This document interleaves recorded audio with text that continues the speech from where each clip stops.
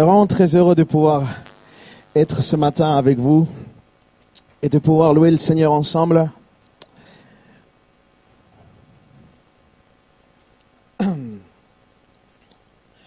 Et je crois que c'est un temps particulier que nous vivons dans notre assemblée.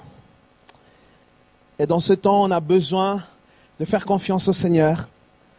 On a besoin de pouvoir, comme dit 2 Corinthiens chapitre 5 verset 7, marcher par la foi et non par la vue. Et cette année particulièrement, j'ai pu constater l'exaucement de beaucoup de prières, des guérisons, des paroles de connaissance. J'ai vu des familles se réconcilier. J'ai vu des pères qui se tournaient vers leurs enfants et des enfants qui se tournaient vers leur père. Cette année, j'ai vu vraiment des paroles qui ont touché la vie à tel point que la personne a radicalement changé son style de vie. Et c'est tellement important de pouvoir comprendre que Dieu est en train d'œuvrer quelque chose. Il y a juste 2 semaines, on avait ici même un moment tellement particulier où j'ai pu sentir, j'ai pu voir qu'il y avait quelque chose qui était en train de se passer. Et Dieu a guéri ce matin-là. Il y a eu des guérisons. Il y a une sœur qui a tout de suite rendu témoignage. Par la suite, j'ai eu le témoignage d'une autre sœur qui avait différentes côtes cassées, c'est ça? Elle est là, elle lève la main, vous voyez? Elle avait différentes côtes cassées, elle est venue ici vraiment avec beaucoup de douleur. Elle est repartie sans aucune douleur. Dieu est en train de faire des choses extraordinaires, je le crois. Amen, tu peux applaudir le Seigneur. Il est digne de gloire. Et dans les différents voyages que j'ai pu faire, on a aussi des moments pour pouvoir justement prier pour de la guérison, pouvoir vraiment être à l'écoute du Saint-Esprit. Et ce qu'on fait à ce moment-là, c'est qu'il y a beaucoup de personnes qui viennent nous voir à la fin, mais la plupart, j'essaie de leur dire, s'il vous plaît, écrivez-moi un mail pour que ce soit écrit, pour que je puisse avoir une trace. Et il y a une sœur récemment qui était dans l'église de Tours où nous avons passé un moment. Elle s'appelle Marcella, cette sœur-là. Et elle m'a commencé à m'écrire un mail que je vous lis pas ce matin parce qu'il fait quand même 6 pages. Du coup, soit c'est ma prédication, soit c'est son témoignage. Ne me répondez pas. Mais depuis plusieurs années, elle souffrait physiquement. Et elle a commencé par des douleurs aux chevilles de plus en plus importantes. Et ça lui prenait vraiment très très fort. Et après avoir consulté les médecins, ce qui s'est passé, c'est que les médecins ont vu qu'elle avait un problème au niveau du talon d'Achille. Et vous savez, ça c'est terrible. Parce que vraiment, c'est une souffrance presque sans fin.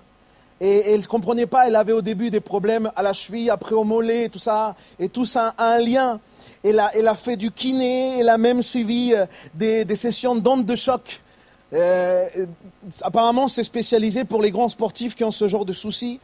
Et même ça n'a rien donné, aucun résultat. Et la preuve en était, c'est qu'elle était de pire en pire, à tel point qu'elle a commencé à marcher avec des béquilles. Et cette dame-là travaillait en fait dans une école.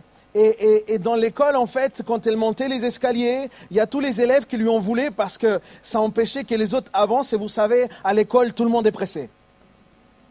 C'est vrai ou pas? Elle était là, elle essayait de monter comme elle pouvait. Et c'était terrible ce qu'elle vivait. Alors, je vais vous lire quand même une partie de son témoignage parce que ça m'a vraiment touché. Et je voudrais vous le partager parce que c'est toute cette souffrance. J'en passe, mais elle a pris des anti-inflammatoires, ça lui a donné des problèmes au ventre parce que c'était trop violent. Vous voyez le truc ou pas? Voilà ce qu'elle dit. Quand je suis allé voir mon assistante sociale, après plus d'1 an de douleur au tendon, celle-ci m'a vivement conseillé de faire un dossier pour être reconnu comme travailleur handicapé. Car cela avait plusieurs avantages pour moi. Mais voilà ce qu'elle dit. Je n'ai pas voulu remplir le dossier, car pour moi, cela aurait été impliqué que je baissais les bras et que j'acceptais que je ne guérirais pas. Et du coup, que je ne pouvais plus exercer ma foi à ce niveau-là. Moi, ça m'a interpellé. Ensuite, elle écrit, telle était ma situation jusqu'au premier week-end de juin 2018, c'était il y a un mois. Je me réjouissais de pouvoir assister au concert de louange latine le samedi 2 juin. Le pasteur Frédéric Moreau, que tu connais, m'avait appelé vendredi 1er juin alors que j'étais au travail pour me demander si je pouvais faire partie de l'équipe qui allait cuisiner pour le groupe. Je lui ai répondu que ça tombait bien car exceptionnellement le vendredi 1er juin, je terminais le travail avant l'heure.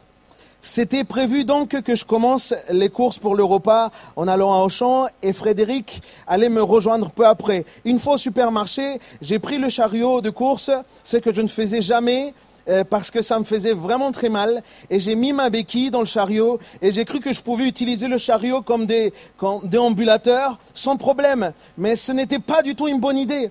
Mes tendons me faisaient trop mal. Heureusement, Frédéric est venu et très vite et a pris la relève et moi j'ai pu reprendre mes béquilles.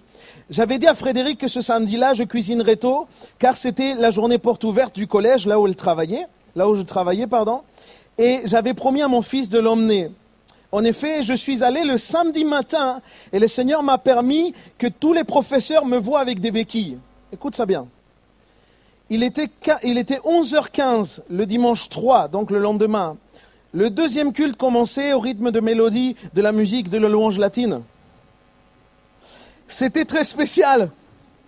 Je ne sais pas pourquoi j'ai gardé ça, d'accord? J'aurais dû l'effacer. J'étais à la mezzanine, je louais le Seigneur debout, mais à un moment, j'ai dû m'asseoir car des fortes douleurs au mollet droit, ça m'a rattrapé. J'ai continué à chanter assise tout en massant le tendon de temps en temps.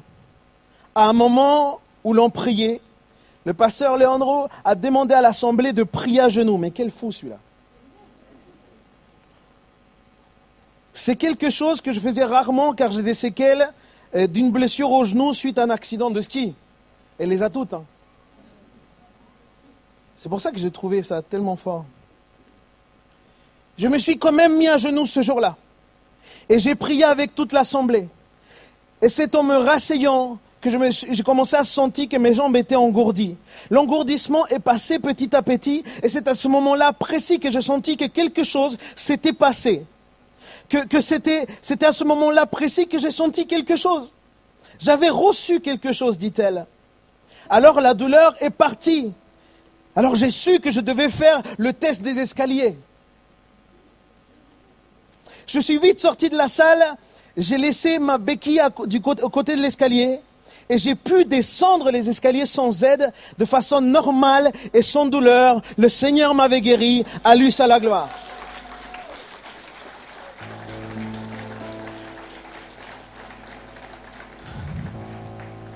Elle finit en disant, le Seigneur a utilisé cette épreuve pour sa gloire. Il a rendu possible mon témoignage auprès des professeurs du collège où je travaille. Le Seigneur a permis que les professeurs me voient malade un samedi, puis en pleine forme le lundi d'après. Ils étaient interpellés. Dieu est vivant.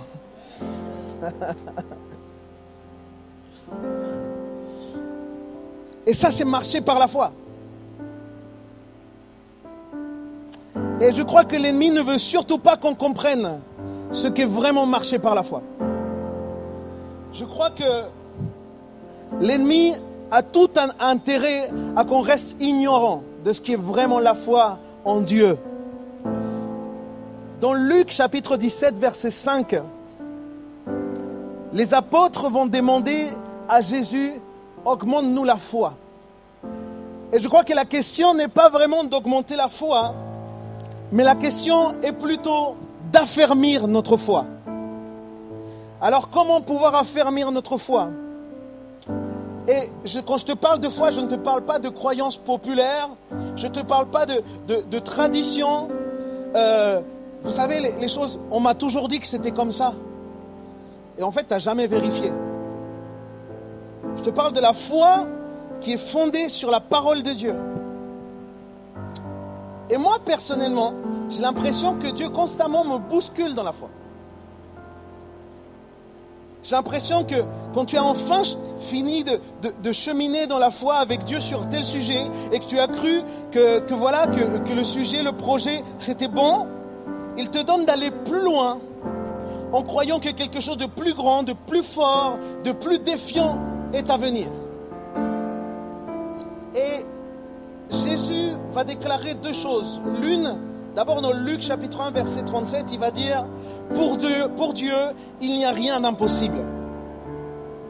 Et ensuite, dans Marc chapitre 9, verset 23, il va dire « Pour celui qui croit, rien n'est impossible ». Alors je me suis dit, la foi, où c'est? Alors on va directement à Hébreux chapitre 11, verset 1. Tu peux le prendre avec moi. Hébreux chapitre 11, verset 1. La foi, là, elle est déterminée comme une ferme assurance. Il dit, la foi, c'est la ferme assurance des choses qu'on espère et une démonstration de celles qu'on ne voit pas. Ok? Maintenant, je me suis intéressé à ce mot-là.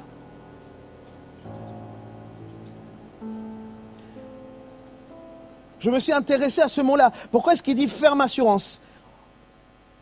Autrement dit, même dans l'espagnol, il dit la certitude de l'existence. Et je me suis dit, mais pourquoi il y a tellement de mots différents? Et l'expression, en fait, ferme assurance, elle est traduite du grec. Le mot, c'est hypostasis. Et hypostasis ne peut pas vraiment se définir toujours comme ferme assurance.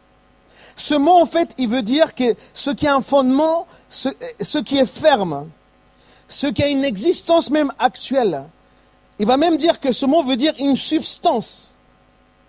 D'ailleurs, si tu vois, et s'il y a ici des anglophones, dans la version King James, il y a écrit le mot substance. La foi est une substance. Et pourquoi c'est une substance? Parce que la substance, elle est invisible, mais elle est réelle. La foi est donc aussi réelle qu'une substance qui est invisible, que tu ne peux pas voir, mais tu sais qu'elle est là et tu sais qu'elle demeure. Tu sais qu'elle va durer. C'est pourquoi la foi, elle opère dans l'invisible pour être manifeste dans le visible. Je vais te la refaire, celle-là. La foi opère dans l'invisible pour être manifeste dans le visible. Tout ce qu'on voit, et là, tu as un beefsteak là. Tout ce qu'on voit a été fait à partir de ce qu'on ne voit pas. C'est ça la foi.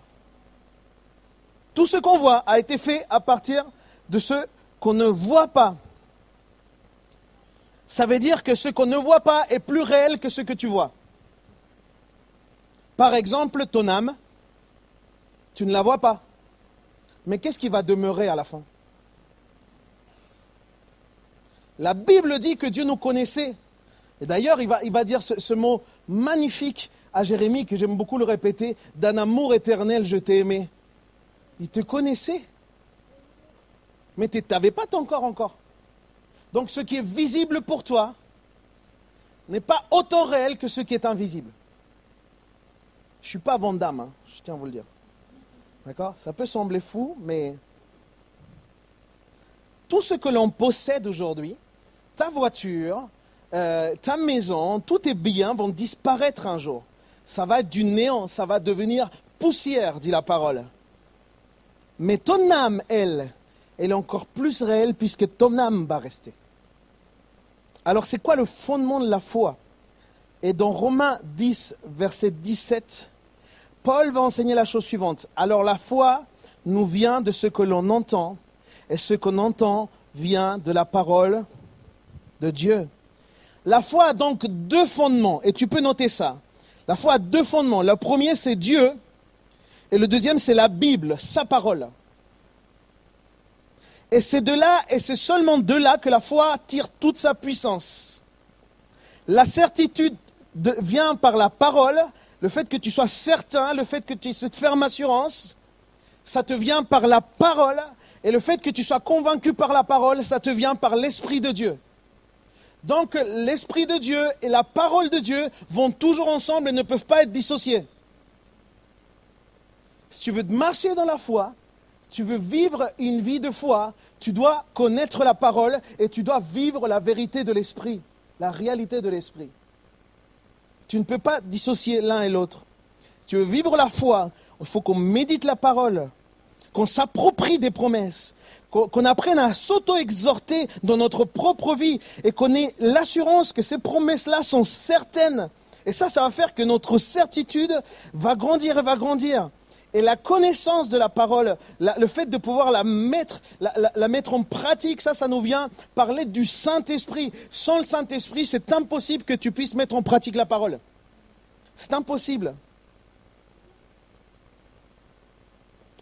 La foi fait aussi toujours référence à l'avenir.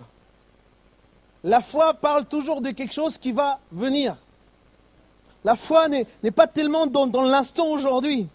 As-tu remarqué que les enseignements de Jésus, que les enseignements des apôtres font toujours allusion à l'avenir? La foi chrétienne, c'est le fait de croire que Jésus va revenir pour son peuple. La foi chrétienne, c'est que si nous sommes sauvés, si nous avons donné notre vie au Seigneur, on vivra éternellement avec Christ. Mais on vivra. Ça fait toujours référence au futur. Car l'avenir a tout à voir avec l'espérance, donc la patience aussi. Et c'est là notre problème. C'est qu'on se dit avoir la foi, mais on est totalement impatient. Personne n'a dit amen à ça.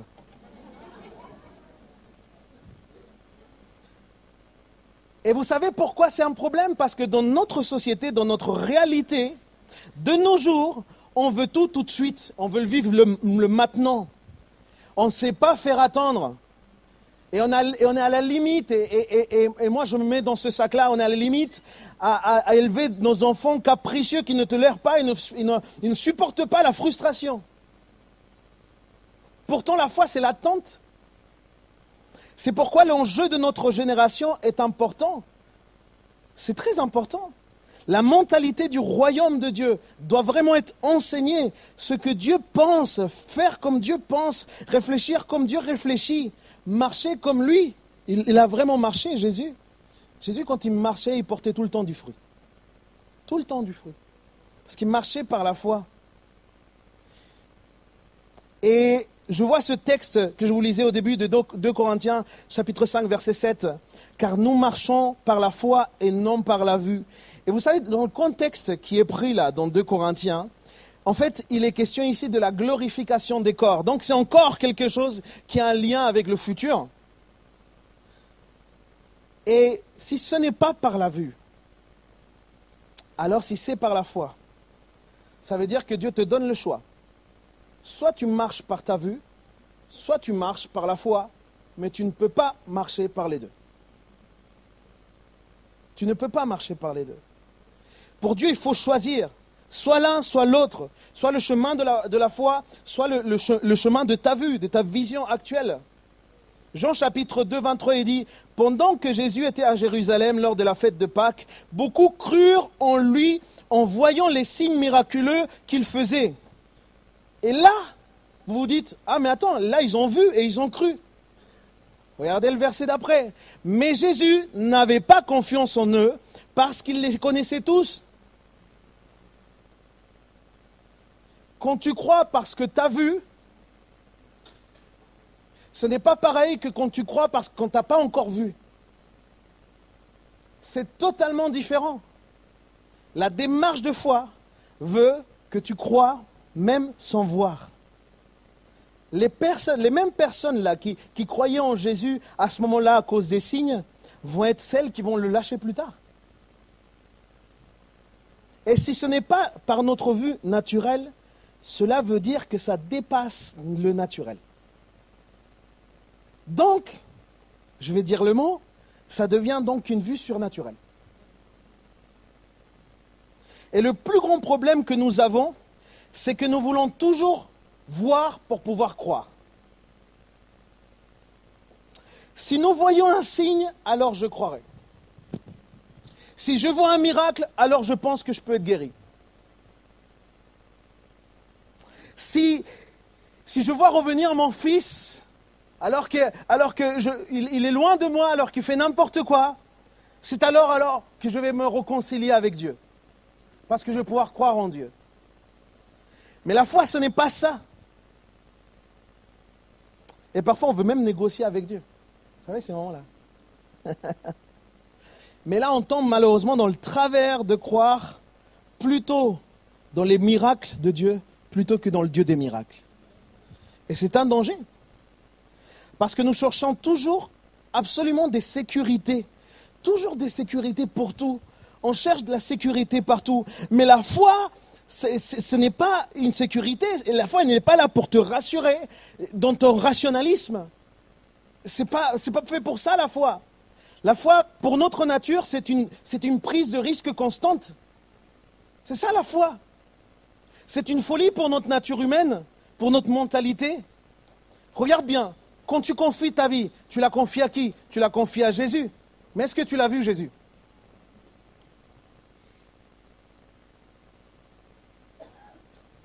Quand tu viens à Jésus et tu deviens disciple de Jésus, tu tombes amoureux de Jésus. Il y a quelque chose en Jésus qui te fascine, mais est-ce que tu l'as vu? Tu ne l'as pas vu. C'est une folie. Tu racontes ça dehors, il te dit. Parce que ce n'est pas quelque chose de rationnel. Mais peu importe. L'important, c'est que tu vives par la foi. L'important, c'est qu'on marche par la foi. La foi, la foi, la foi. Une folie, c'est une folie. Mais je vois des milliers de chrétiens qui ont été jusqu'à donner leur vie dans les temps de persécution plutôt que renier Jésus, plutôt que dire non à Jésus. Et vous savez pourquoi alors qu'ils ne l'avaient jamais vu? Mais c'est parce qu'ils avaient la foi, ils avaient la ferme assurance que plus important que leur propre corps, que leur propre vie, c'était leur âme. Alors ils ont décidé de plutôt ne pas négocier avec l'âme, ne pas être corrompus avec ça. Ils ont dit, je préfère donner vraiment mon corps là, donner ma vie comme ça. Je préfère ça plutôt que perdre mon âme. Comment tu peux faire ça? Comment tu peux croire à quelque chose comme ça alors que tu ne l'as jamais vu? Ça s'appelle la foi. La foi. Ce qui est certain, c'est qu'il est impossible de recevoir quoi que ce soit de Dieu dans le domaine de la foi aujourd'hui si tu ne crois pas. Enfin, demain, si tu ne crois pas aujourd'hui. L'exaucement des choses qu'on vit aujourd'hui, c'est sûrement une prière que tu as fait hier. Mais hier, tu ne voyais pas ce que tu as aujourd'hui. Je dis aux dames, hier, tu ne le voyais pas, ton mari actuel. Avant, tu ne le connaissais pas. Pourtant, tu priais. Hein. Qu'est-ce que tu priais? Seigneur, mon mari, s'il te plaît, quoi. Et tu priais. Mais tu avais une assurance. Tu disais, Seigneur, il y a un mari pour moi. Il y a quelqu'un pour moi dans ma vie là. Et tu ne le voyais pas. Et aujourd'hui, tu es en couple, aujourd'hui tu es marié. Et bien c'est l'exaucement de que tu as cru hier. Et c'est impossible de vivre quelque chose demain si aujourd'hui tu ne le crois pas, alors même que tu ne le vois pas. C'est tout le défi de la foi. La foi, c'est un constant combat avec le rationalisme. Les cinq sens que nous avons sont complètement coupés de la réalité finalement spirituelle. Nous sommes poussés à vivre au-delà des 5 sens. Tu ne peux pas forcément le sentir, tu ne peux pas forcément le goûter, tu ne peux pas forcément le sentir aussi. Oh, tu ne peux pas le palper, tu ne peux absolument rien faire, mais tu sais que Dieu est là. Tu sais que Dieu existe. Et tu sais qu'il a donné sa vie pour toi. C'est une constante opposition et ça se tape toujours. C'est pourquoi toute personne qui veut rester rationnelle toute sa vie en se disant chrétien, eh ben, il ne plaît pas à Dieu finalement, parce qu'il est impossible de plaire à Dieu si on n'a pas la foi. Impossible. Et j'aime beaucoup le bon sens. Je crois que souvent dans nos assemblées, on manque de bon sens. Il y a des choses simples pour lesquelles on veut une parole de Dieu, mais arrête, juste le bon sens, ça te suffirait. Mais même le bon sens n'est pas suffisant pour pouvoir marcher par la foi. Parce que dans notre bon sens, si quelqu'un te fait du mal, si quelqu'un t'insulte, si quelqu'un te cogne ou te frappe, ton bon sens va te dire « défends-toi. Il t'a donné un coup high kick direct. Et la Bible, elle, nous enseigne que nous devons pardonner celui qui nous a fait du mal. Donc même ton bon sens, il est brisé, il n'est pas suffisant. Comment est-ce que tu veux adorer Dieu avec du bon sens, par exemple? Louer Dieu quand tu viens d'apprendre une nouvelle tellement dure, quand tu viens de vivre une saison tellement difficile, où tu as vécu un décès, ou alors une énorme déception, ou une trahison, ou alors que tu vis vraiment dans la précarité la plus absolue. Comment est-ce que tu veux adorer Dieu avec du bon sens? Ce n'est pas possible. Mais tu as besoin d'adorer Dieu à ce moment-là, parce que quand tu adores Dieu, tu es en train de te rappeler qui il est. Quand tu adores Dieu, ce qui se passe, quand tu es en train de donner ta louange à Dieu, tu es en train de reconnaître qui il est. Ça veut dire que si tu es triste, eh ben, tu as besoin de reconnaître qu'en Dieu, il y a la joie de mon salut. Si tu es malade, tu as besoin de reconnaître que Dieu est celui qui guérit. Si tu as besoin de pardon, tu dois reconnaître que Dieu est celui qui pardonne. Si tu as besoin de consolation, tu dois reconnaître que lui, il est le consolateur. Si tu te sens trahi, tu dois reconnaître sans cesse que Dieu, lui, reste fidèle. Tu as besoin d'adorer Dieu. Tu as besoin de louer Dieu. Et c'est une démarche de foi. Et c'est pour ça que ce matin, moi, je souhaite vraiment t'encourager. Nous devons manifester cette attitude de foi. Ça doit être visible. Je le crois vraiment. Je crois que Dieu nous demande ça. Nous devons faire que notre attitude de foi soit visible. Ça veut dire quoi? Ça veut dire que si tu te retrouves dans ces situations, comme je le disais, que tu es une maman, que ton fils est bien loin du Seigneur, que ton fils aujourd'hui il est peut-être dans la drogue, ou qu'il est peut-être dans un désordre hors du commun, quelque chose d'horrible, et tu as tout le monde autour de toi qui te dit c'est mort pour ton fils, c'est fini. Il n'y aura plus de possibilités. Il est même en prison, ton gamin. Qu'est-ce que tu veux en faire? Arrête. Et toi, tu dis non, je prie parce que la parole de Dieu me dit que tu seras sauvé, toi et ta famille. La foi, c'est ça. La foi, c'est aller contre toutes ces personnes qui voudraient te dire tout le contraire de ce que la parole te dit. Si quelqu'un te dit, mais tu n'es qu'un faible, quoi que ce soit, t'es douillé, quoi que ce soit, on te touche, et ben voilà, t'es tout fragile, t'es constamment malade. Et ben toi tu lui dis, dans ma faiblesse, je suis fort. Parce que Dieu se glorifie dans ma faiblesse. Est-ce que tu comprends ce que je suis en train de te dire? Marcher par la foi, ça va te coûter. Marcher par la foi, ça veut dire presque aller à contre-courant de ce que tu es en train de voir. Toute la réalité que tu vois, il ne faut pas que tu oublies que ce n'est pas aussi réel que la foi en Dieu. Dieu est beaucoup plus réel que ta réalité que tu vois là. Dieu est beaucoup plus réel que chacun de tes problèmes, que chacun de tes défis. Dieu est beaucoup plus réel que ça. Ça veut dire que tu dois te focaliser sur Dieu. Regarde à Dieu, tout d'abord. Vendredi avant-dernier, j'étais là et j'avais une parole parce que j'étais en train d'étudier, vous vous souvenez, tout ce thème de la foi. Et je voyais quand Jésus, lui, il est là face à beaucoup de monde qu'il doit nourrir, les 5000 qu'il doit nourrir. Et il parle à ses disciples et leur dit, donnez-leur à manger. Comme ça. Il n'y avait pas à manger.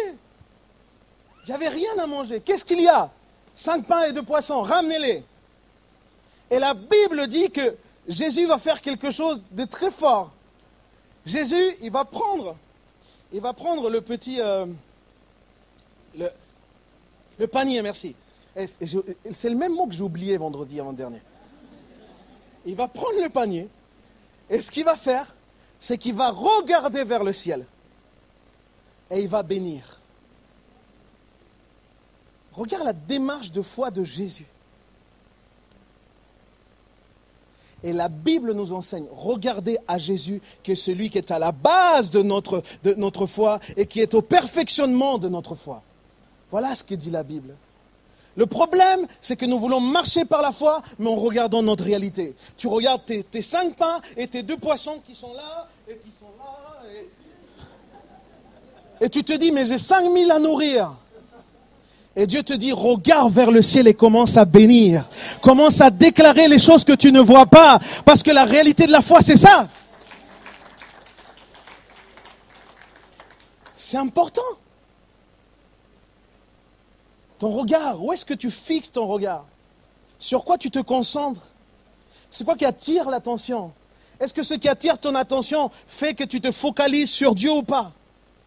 Est-ce que ce que tu regardes actuellement te pousse à aller vers la parole de Dieu?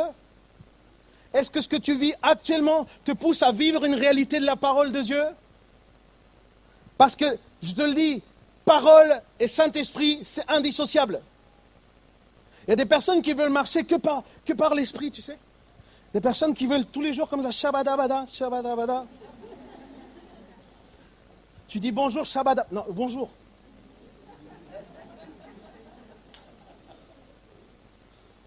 Et tu as d'autres personnes qui veulent que la parole.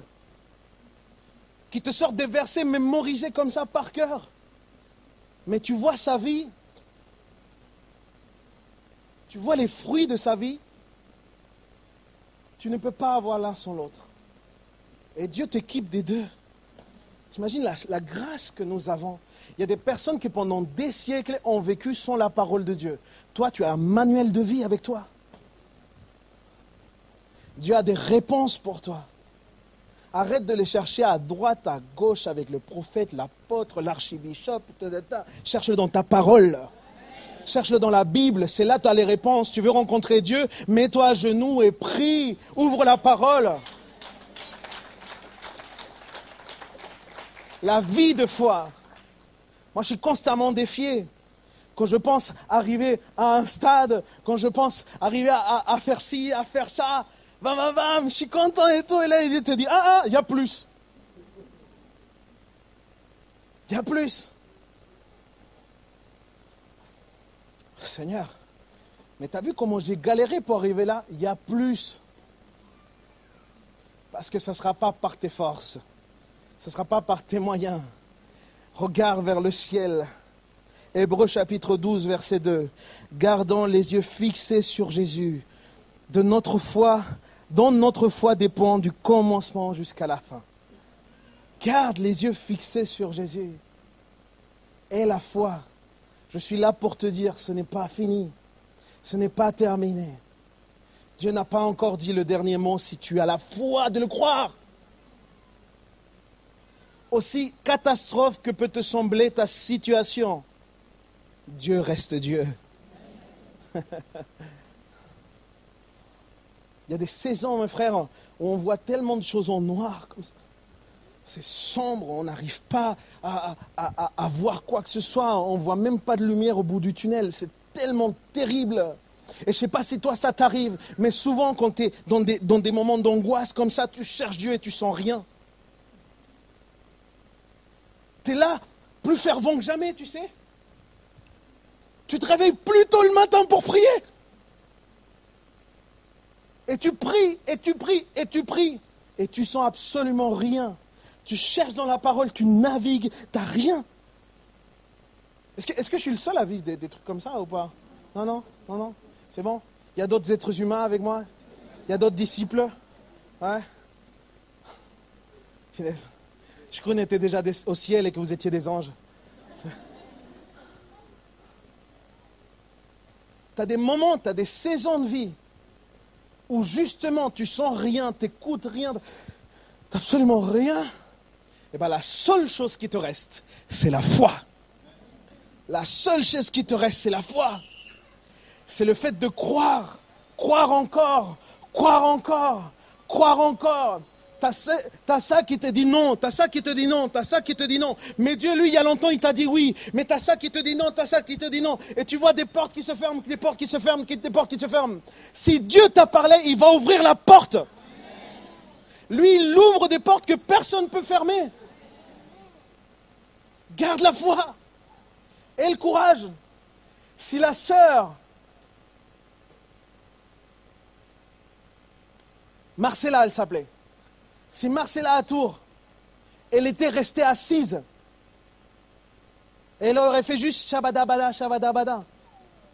Ça n'aurait rien fait du tout. Elle a eu la foi Elle avait mal, elle s'est mise à genoux. C'était la énième fois. Vous croyez qu'il n'y avait pas eu des soirées d'évangélisation avant? Vous ne croyez pas qu'il y a eu d'appels, encore des appels qu'il y a eu avant par d'autres pasteurs, par d'autres ministères qui sont passés? Parce que ce n'est pas l'affaire de louange latine, c'est l'affaire de Dieu. Dieu attend, il détermine des choses. Mais si elle était restée assise, elle n'aurait pas fait la démarche, si elle n'aurait pas encore cru, malgré toute une année de souffrance, malgré tout ce qu'elle avait vécu, vous savez ce que c'est que se réveiller avec des douleurs? S'endormir, la dernière chose à laquelle tu penses, c'est à ta douleur. C'est terrible. J'ai rencontré des personnes, et je vais finir, j'ai rencontré des personnes tourmentées par des esprits. Les gens, ils ne dormaient pas la nuit. Ils étaient là et ils avaient peur de s'endormir parce que dans la nuit, c'était que bataille. Et ils se sentaient qu'ils étaient possédés. Il y avait des trucs qui bougeaient dans les maisons. Il y avait un tas de trucs. Tu sais ce que c'est que vivre tous les jours comme ça?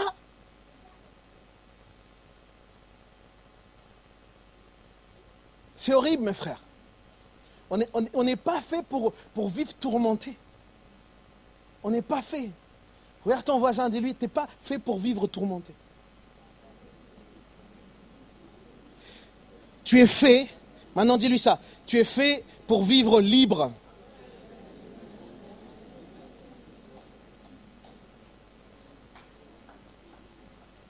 Et j'ai vu des personnes comme ça, complètement tourmentées, qui venaient dimanche après dimanche, et à un moment on a pu les avoir. On a prié pour elles, on a passé des heures à essayer de voir tout ce qu'il y avait, des liens. Il y avait parfois des choses occultes qui avaient été faites. Ils avaient touché à l'astrologie, ils avaient touché à ci, ça. Ils avaient ouvert des portes entières à l'ennemi. C'était même plus des fenêtres, c'était des portes entières à l'ennemi. Ils avaient commencé à tourmenter, mais tu sais quoi? Malgré tout ce tourment, quand Dieu décide d'intervenir, il délivre le captif. Il délivre le captif.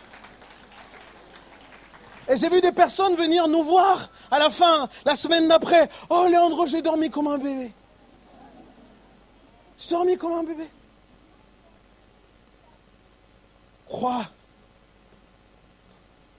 Croyez en Dieu.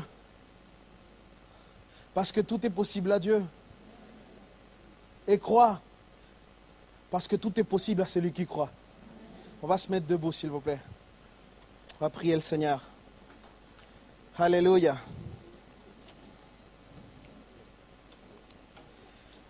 Alléluia. Alléluia. Merci Jésus.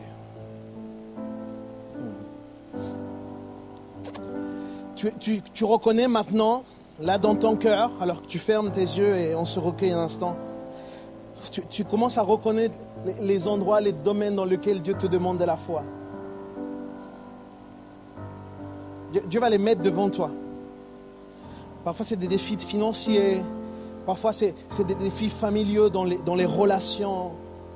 Parfois ça peut être un défi de travail, ça peut être une maladie. Tout ce que j'ai à te dire, c'est que Dieu te demande de croire encore. Et la foi, et la foi, et la foi. Juste la foi.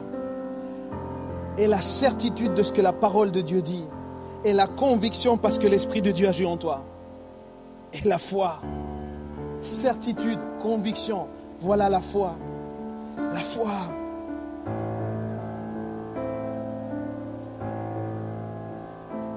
Tu crois que Dieu, ça lui fait plaisir de te voir souffrant? Nous avons un Dieu de compassion qui souffre avec nous quand on souffre. Alors je te le dis, Dieu ne veut pas que tu continues comme ça. Dieu ne veut pas que tu continues dans ta souffrance. Dieu ne veut pas que tu continues captif. Dieu ne veut pas que tu continues dans ton vice. Dieu ne veut pas que tu continues dans ce que tu as caché de tout le monde et dont tu as tellement honte. Mais aie la foi qu'il est capable d'intervenir en ta faveur. Aie la foi. Juste un instant, je vais demander que tout le monde puisse fermer ses yeux. Et confronte-toi à ton défi. Et dis à ton défi, je crois en Dieu. Je crois en Dieu. Je crois que Dieu est fidèle. Je crois qu'il est vivant. Je crois qu'il est mort, mais il est ressuscité d'entre les morts. Et s'il est vivant, il vit en moi. Et je vais vaincre de ça. Je crois encore. Alors que j'avais abandonné, alors que j'avais baissé les bras, aujourd'hui, je veux croire et croire et croire. Au nom de Jésus. Seigneur Jésus, merci. Merci Jésus. Parce que tu nous encourages dans notre cheminement. Merci Jésus parce que tu te révèles à nous avec précision, Seigneur. Parce que tu souhaites qu'on soit renouvelé dans notre pensée, dans notre façon de voir les choses, Seigneur. On veut humblement venir devant toi et reconnaître que nous avons besoin de toi, Seigneur. Merci, Seigneur, d'affermir notre foi. Cette mesure que tu nous as donnée de foi, on veut l'affermir au nom de Jésus. On veut l'affermir, Seigneur. Seigneur, au nom de Jésus, on veut déclarer réel ce qu'on ne voit pas à nos yeux. Oh, Père. J'ai vu des stériles avoir des enfants. L'enfant, tu ne le voyais pas. Il n'y avait pas moyen de l'avoir. Mais Dieu a dit, et la stérile a enfanté. Est-ce que je suis en train de parler à un peuple? Dieu est capable même de créer des organes. Dieu est capable d'absolument tout. Rien n'est impossible à Dieu. Rien n'est impossible à Dieu. Aligne-toi à ce que la parole de Dieu dit. Aligne-toi à ce que tu as intérêt. C'est dans ton intérêt que de connaître la parole. Dis avec moi, Seigneur, aide-moi à passer plus de temps avec ta parole. À te connaître plus. Aide-moi, Seigneur, à créer de bonnes habitudes. J'ai besoin de ça. Je veux affermir ma foi. Au nom de Jésus. Amen. Amen.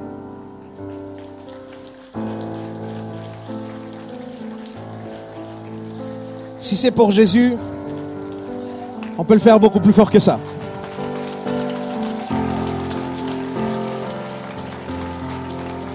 Nous t'honorons, Seigneur. Nous t'honorons ce matin, Seigneur. Et notre foi est en toi. Juste en toi, Seigneur. Notre espérance est en toi. Notre espoir est en toi, Seigneur. Juste en toi. Au nom de Jésus. Merci. Merci, Seigneur. Quand je lisais, vous pouvez prendre place. Quand je voyais cette parole, je disais, Seigneur, par moment, il faudrait que j'arrache mes yeux.